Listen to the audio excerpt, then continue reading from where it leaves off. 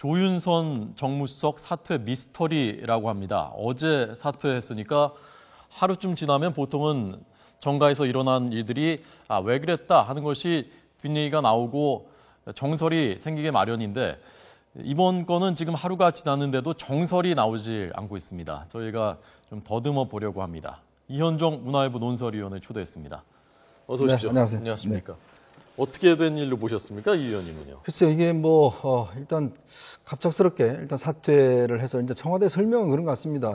이미 지난 6일 날 그 연금 처리가 국회에서 안 되면서 본인이 일단 사퇴를 결심을 했고 이병기 시장을 사퇴를 했는데 그때 바로 그만두면은 이게 뭔가 국회에 대한 어떤 당청 관계 갈등이라든지 이런 걸 비춰질 것 같으니까 좀 보류하고 있다가 지난 15일 날 당정청 비공개 회의가 있었지 않습니까? 네네. 그날 회의 때 어느 정도 이제 좀 수습이 되고 당 중심으로 이제 운영하게 하면서 이제 일단 사퇴 시점으로 봤다. 이렇게 하는 게 이제 설명인데 일단 여기서 이제 의심이 되는 부분은 뭐냐면 첫 번째는 왜 사퇴를 하면서 아주 장문의 성명 비슷한 걸 발표를 했어요.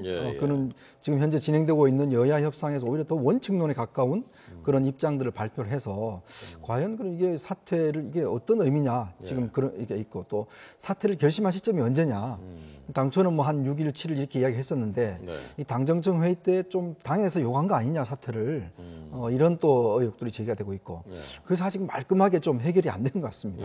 당에서 요구했다면 이유를 무엇라고 볼 수 있을까요? 일단 이 당청 지난번 이제 그 공무원 연금 합의를 놓고 일단 이제 그 국민연금 소득 대체율 50%를 일단 이제 그때 명기를 해서 이제 합의를 했지 않습니까? 근데 그거에 대해서 청와대에서는 몰랐다. 그 들어가는지 설명을 제대로 안 해줬다. 그래서 또 당에서는 무슨 소리냐. 그때 다 설명해줬고 두 가지 안을 설명해주면서 둘 중에 하나가 될 수가 있다. 이렇게 설명해줬는데 뒤늦게 청와대에서는 모르겠다. 이렇게 이야기를 했고 그 이유에 대해서 그 대통령이 이렇게 합의한 부분에서 굉장히 아주 강한 어조로 아주 좀 비판을 한 적이 있지 않습니까? 그래서 결국은 통과가 안 됐지 않습니까? 그런 것을 두고 정무수석이 그러면 이거는 도대체 그 중간에서 어떤 역할을 했느냐, 제대로 전달하긴 했느냐, 이거에 대한 일단 좀 지적들이 있었다는 거죠. 김무성 대표가 청와대 의견 물어보려고 조윤선 수석한테 전화를 했는데 계속 전화기가 꺼져 있어서 통화를 못했다 그런 얘기도 했었다면서요? 네, 그것도 있고 또 유승민 원내대표 똑같은 이야기를 했습니다. 전화 통화 잘 안 된다. 특히 이제 아마 조윤선 그 수석 같은 경우는 이제 유승민 원내대표하고 조금 그 갈등 관계가 좀 많았던 것 같다는 후문이 있습니다. 왜냐하면 특히 이제 협상하는 과정에서 어떤 좀 유승민 원내대표는 어떻게 하든지 좀 뭔가 야당하고 협의를 해서 좀 통과시키겠다. 이런 쪽에 좀 방점을 맞춰서 좀 협상을 진행을 했고 이제 이 조윤선 수석 같은 경우는 아니다 이거는 원칙대로 가야 된다 이런 쪽을 좀 강하게 입장을 했고 그런 쪽에서 일단 유승민 수석이 뭐냐 협상은 당이 하는 거지 무슨 청와대가 뭐냐 이러면서 조금씩 갈등들이 있었다는 좀 이야기들이 많았습니다.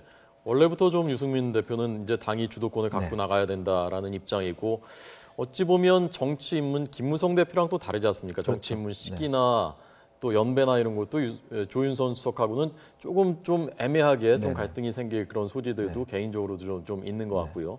자, 그래서 그러면 이게 사실상에 크게 보면 경질이냐 아니면 본인이 사퇴하겠다는 의지가 더 강했던 거냐 두 가지로 놓고 보면 어느 쪽 물론 그게 섞여 있을 수도 있겠지만요. 어느 쪽이 더 비중이 높은 것이라고? 일단은 일차적인 이제 경질로 봐야 되겠죠. 아무래도 이제 대통령의 수석 비서관이 어떤 사표를 낸다는 것 자체는 일단 아프지 않는 이상 사실 대통령이 어떤 인사권이 있지 않습니까? 그러면 이 시점에서 일단 대통령이 수리했다는 것은 일단은 이제 아무래도 연금 개혁 문제에 대한 원만한 이런 해결이 안 되고 특히 이제 당청 간의 어떤 불협화음 사실 이제 당청이라는 게 협상안을 두고 청와대가 몰랐다고 하는 것은 역대 어느 청와대를 봐서도 이런 일이 참 생기기 굉장히 힘든 상황이거든요. 왜냐하면 정무수석실이라는 게 정무수석뿐만 아니라 밑에 비서관도 있고 또 이 여당과 협상에 아주 수시각각으로 어떤 토론을 하면서 같이 교환하는 그런 창구 역할을 하는 것인데 사실 정무수석이라는 게 대통령의 뜻을 반영하는 그런 하나의 이제 수석이 아닙니까? 이제 그런 상황에서 조 수석이 어떤 그런 뒤늦게 몰랐다는 이야기한다는 것 자체가 좀 성립이 하지 않는 거 아닌가 그런 측면을 봤을 때는 일단 경질의 성격이 높아 보이고 그다음에 이제 최근에 좀 이야기를 들어보면 협상 결렬 이후에 아마 조윤선 수석이 굉장히 스트레스를 많이 받았다고 해요. 모든 책임이 좀 자기한테 좀 돌아오고 특히 연금 개혁이 이제 통과돼서 모르겠는데 통과 안 된 상황에서 청와대가 너무 압박을 한 거 아니냐 뭐 이런 식으로 하면서 그거에 대한 스트레스를 하여튼 굉장히 많이 받은 것 같습니다. 또 이제 일단 조윤선 수석 같은 경우는 내년 총선 출마를 좀 생각을 하고 있거든요. 네, 그런 시점에 봐서는 이 시점에서 정리하는 것이 여러모로 본인 입장에서 볼 때는 일단 뭐 좀 적합한 시점이 아닌가 아마 그렇게 생각했던 것 같습니다. 예. 미스터리 중에 하나는요. 저는 그런 생각이 드는데 조윤선 수석이 굉장히 뭐 영민하다고 알려져 있지 않습니까? 네네. 그러니까 박근혜 대통령이 또 신임하고 네. 항상 가까이 두고 썼고요. 선거 과정에서부터 서울법대 나왔고요. 네. 그런데 협상 과정에서 50%를 될 수도 있다, 50%다 뭐 두 가지를 알려줬었다고 하는데 본인은 그걸 몰랐다고 그게 전달이 안 되고 그게 어떻게 그런 일이 있었을 수 그러니까 이게 이제 그것이 아마 이제 박근혜 정부에서의 정무수석의 위상과도 좀 연관이 있는 것 같습니다. 네. 왜냐하면 역대 정부에서 정무수석이라 한다면 조금 무게감 있고 당과의 어떤 어느 정도 대등한 관계에서 좀 이야기를 할 수 있는 그런 인물들이 이제 정무수석이 많이 되고 왔지 않습니까? 근데 이제 박근혜 대통령이 들어오면서 처음에 이제 이정현 수석이 한 3개월 하다가 윤창중 사태로 해서 바로 이제 홍보수석으로 넘어가고 그다음에 외교관 출신인 이제 박준우 수석이 왔거든요. 근데 박준우 수석은 사실은 본인 이야기도 그렇습니다. 뭐 그 끝난 다음에 저하고도 만나서 3번 전화가 왔다는 거예요. 대통령한테. 그래서 처음에 전화가 왔길래 자기는 외교안보수석 하라는 줄 알고 그 이야기를 했는데 아니 정무수석을 하라고 그래서 아니 저는 국회하고는 전혀 모릅니다. 국회 가보지도 않았고 그래서 거절을 했다는 거죠. 그러다가 한 2번이 더 왔는데 마지막 전화에서는 이거는 대통령의 뜻을 어기면 이건 좀 국민된 도리가 아니다 해서 이제 본인이 수락을 하긴 했는데 대통령 이야기가 그랬답니다. 뭐 국회는 그냥 제가 아니까 그냥 뭐 하는 일만 알아서 잘 하세요. 이렇게 이야기를 했다는 거죠. 그게 뭐냐면 결국 국회 관계나 정치는 대통령 본인이 너무 잘 알기 때문에 그거는 일단 뭐 알아서 하니까 일단 본인의 이야기, 즉 대통령의 뜻을 정확하게 국회가 전달하고 또 이런 역할들, 즉 하나 연락관 역할 비슷한 아마 그런 컨셉으로 좀 잡아왔던 것 같습니다. 그래서 조윤선 수석도 초선의 비례대표거든요. 그리고 이제 김무성 대표에 비하면 좀 연배도 어리고 그리고 김무성 대표도 동생같이 이렇게 대하는 그런 차원인데 그렇게 좀 동등하게 이야기할 수 없는 상황이죠. 이제 그러다 보니까 아무래도 커뮤니케이션과 소통하는 데 있어서 조금 이제 위축이 됐던 그런 상황 같습니다. 당에서도 협상하는데 뭐 오면은 뭐 당신이 뭘 알아? 뭐 초선 뭐 일단 좀 이렇게 비중을 좀 약하게 보는 거 아닌가. 그래서 아마 연금 협상 과정에서 유승민 원내대표나 조원진 그 특위 간사라든지 이런 분들이 좀 그렇게 조윤선 수석하고 긴밀하게 어떤 협상을 한 건 대화를 한 건 아니지 않는가. 그런 상황에서 좀 소외를 받고 하다 보니까 어떤 그것도 밤사이에 아주 그 전격적으로 타결이 됐지 않습니까? 그래서 아마 그런 커뮤니케이션 과정에서 조금 청와대가 좀 소홀하게 좀 대접받을 게 아닌가 이렇게 보이십니다. 자, 조윤선 수석이 서울대 외교학과 법대가 외교학과 나왔고요. 김무성 대표 얘기 나왔으니까 김무성 대표 오늘 한 말 한번 들어보겠습니다. 조윤선 수석 경질이 아니라 그 교체에 대한 말인데요. 들어보시죠. 청와대에서 국회를 압박하는 거란 얘기 나오는데 그게 압박이 됩니까? 공무원연금 개혁을 뭐 압박한다는 그게 압박이 되냐고 현실적으로. 화가 많이 난 것 같은데요, 김무성 대표가요? 김 대표가 일단 왜냐하면 이게 경질이라고 그러면 뭔가 여야 협상에서 문제가 있어서 그것에 대한 책임을 일단 물은 거 아닙니까? 즉 그런 책임을 물었다면 바로 김무성 대표 본인도 책임을 물어야 되는 그런 상황이죠. 그러니까 이 조윤선 그 정무석이 경질됐다 이렇게 이 표현을 한다면 그거는 바로 협상을 주도한 당에 대한 어떤 대통령의 불만 이런 것들이 노골적으로 일단 하기 때문에 그래서 지금 이게 뭐 협박이 되냐 경질이 아니다 그런 사정이 있었다라 한 이유도 뭐냐면 그냥 조윤선 수석이 자기 어떤 뜻에 따라서 그냥 본인이 그만둔 것이지 경질된 것은 아니다. 바로 그렇게 해야지만이 일단 이 연금에 대한 책임 그리고 일단 연금 문제에 대해서만큼은 지난 15일 날 당정청 회의 때 일단 당이 주도해서 지난 5월 2일 날 합의한 대로 추진기로 합의를 했었거든요.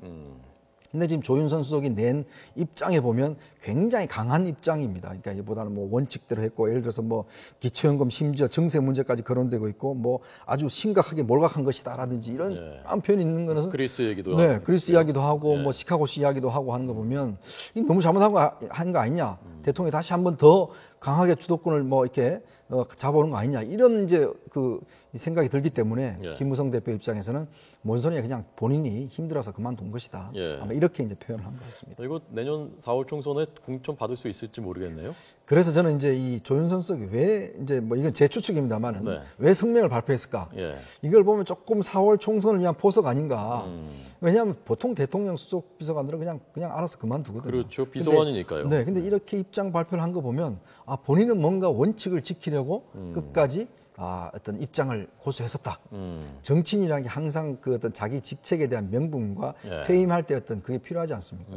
그런 면에서 본다면 좀 청와대 내에서도 조금 뜬금없다고 그래요. 그러니까 아마 대변인을 통해서 이야기를 했는 모인데 그거는 뭐냐면 앞으로 자기의 정치적 행보를 위한 하나의 어떤 주춧돌 같은 그런 차원에서 좀 자기는 이렇게 소신을 지키기 위해서 네. 열심히 했다. 이것이 바로 나의 소신이다.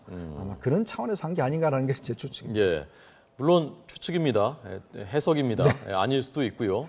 조윤선 전 수석님 혹시 아니시면 저희한테 직접 한번 출연해 주시든지 입장을 밝혀주시면 좋을 것 같습니다.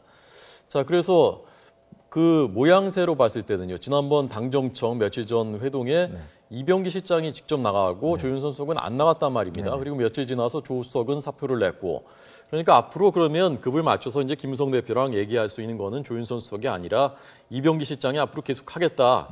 그렇게 급을 맞추겠다는 뜻인지 아니면 정무수석을 좀 중량감이 있는 사람으로 새로 인선을 할 가능성이 높은지 어느 쪽이 더 가능성이 높다고 보십니까? 지금 이제 그 김무성 대표 입장에서는 당연히 이제 앞으로 이병기 실장을 카운터 파트너로 삼고 싶겠죠. 네. 그리고 지금 이제 정무수석을 새로 인선을 해야 되는데 네. 지금 사실은 이제 뭐 내년 총선이 다 있기 때문에 웬만큼 할 만한 분들 그 어떤 화면평에 나오는 분들은 다 총선 준비를 하고 계세요. 예. 지금 이제 청와대 들어가게 되면 내년 총선은 불출마를 해야 되는 그런 상황이거든요. 예. 그런 상황에서 본다면 아마 후임 정무수석도 그렇게 우리가 예상하는 어떤 정치적 비중이 있는 인물보다는 아마 지금 어떤 대통령이 처음부터 생각했던 정무수석의 어떤 역할에 맞는 뭐 그 정도의 어떤 인물로 배치된 것이 아니겠는가 일단 네. 그렇게 보여집니다. 네. 그런 측면에서 본다면 아마 김무성 대표 입장에서는 그거는 저 정무수석은 뭐 원내대표나 이렇게 이야기를 하고 본인은 일단 비서장하고 카운터 파트너로 해서 네. 앞으로 대화를 계속 끌어가겠다는 뭐 그런 어떤 생각이 있는 것이 아닌가 보여집니다. 예, 알겠습니다.